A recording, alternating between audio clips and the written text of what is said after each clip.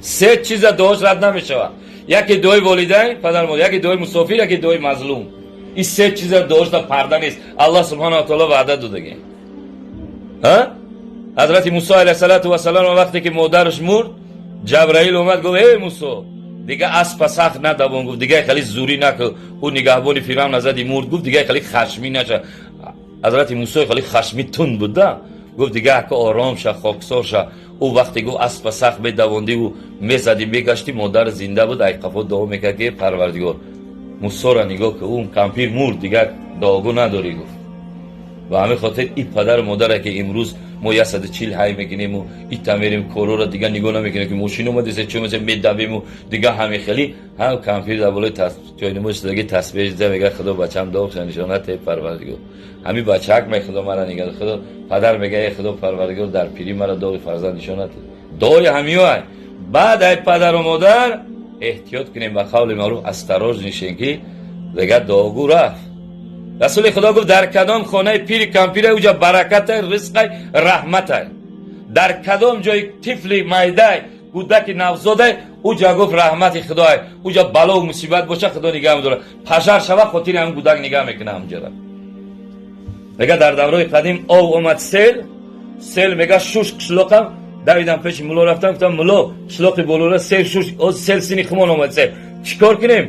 گفت گودکی که نو تولد شدگی امورا لیچی مادرزو کنید بیارین. گفت پیش من میگه گروه گودک لوخ تولن، گفت همسایه زویده او ورده میگه لوخ که گودک، گفت سری همون سیل ده بمونین، بازی میگه همون سری قشلاق دمونین. میگه هم جمعونه سیل اومدم خیلی بری کودک رفت. میگه اوست گفتن شیخ ای چی حکمته؟ گفت گودک خدا طفل بیگناه، او بی زبانه، او هیچی گناه نداره. ما هم دروغ میگیم، خیانت میگیم، تهمت میگیم، زنا میکنیم، عرق میکنیم، بلا میکنیم. میگه لن یصیبنا من مصیبت الا جزاء بما کسبت ایدیکم، هرگز مصیبت بر ما و تو نمیرسه مگر خودمون به دست خودمون رو خواستیم. یک سومی حرام خونه بدرو 100 سومی حلال میبرویم. یک کس فریب کی در یک فریب خدا میغلطی که 100 برابر میتی.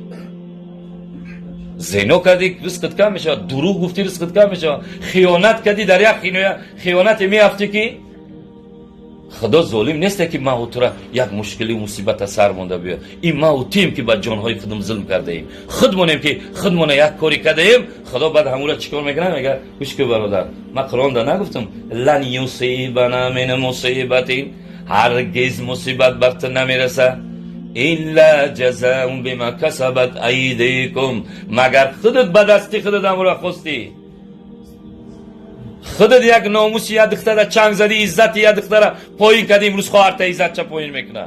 زنی همسایه را با چشم بد نگاه کردی، امروز زن تا با چشم بد نگاه میکنه. تو دروغ گفتی، تو پرسنت موندی، همون آدم زرجت کردی پرسنت خونش فروخت بیچاره خچه دور کشید، تو کردی بعد مطرح به خاطر اون نمیمونه. من چی گفتم؟ حرامه.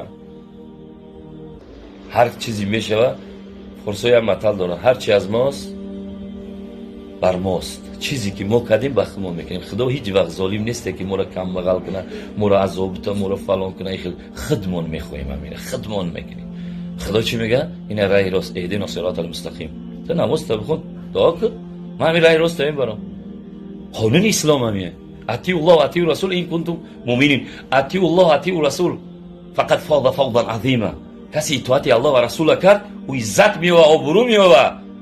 الله در قرآن عظیم شان گفت 83 جای اقیم الصلاة، نماز بخوان، و اتوا الزکات، زکات بده، ورکعوا مع راکعین، رکوع کن همراه رکوع کنندگان.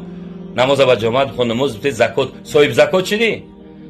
25000 سومانی داری، یک سال در دست نیست، 2.5% شبته. با کی را بده؟ بگه دادرت، خواهرت، اکت، چه فقط 4 کس در نمیشه، بابا، ماما، پدر، مادر، زن، فرزند، مسجد در نمیشه. بخر زمین بده. چند فایز؟ 2.5%. میلیون دلار نمیته، 100,000 دلار داره، 2.5 دلار نمیته، 10,000 دلار داره. خدا میگه 250 دلار خواهر تمته. در هر یا اویله یک خواهر کمبغل یا دودر کمبغل است یا یک خواهر بیوه است. میگه همون رو بده. در نمی خدا بکشم اگر میگفت که 2.5% نه 50% بده، هیچ که نمیده. بعد چی میگه؟ فولا بلاجیت کردن، رفتن، پول اومد، قبیلانشان لیتنزیا نداشتیم، پولا انریوی کردن، بورا لمیچی کردن، سوخت. یا که فرانی فهمدم که فرانی اومد گفت $30,000 پی پرد میارم پسله دیمی بود $30,000 این نمیشه مولایی گرفت پول ما برفت دیگه نیومد زکات چه پرداخت کرده بودی من میپرسی انالیز میگه نکرده اوی خیر احسان کرده بودی یتیم مسکین بیچاره در همسایت بود یک بار امورا گفتی که چی حال داری یک بار پدر تو اومدی سر تنش نو کردی پدر تا حج روی کردی مادر تا حج روی کردی اکی نمی سال نیت بود اکی همی سال نیت بود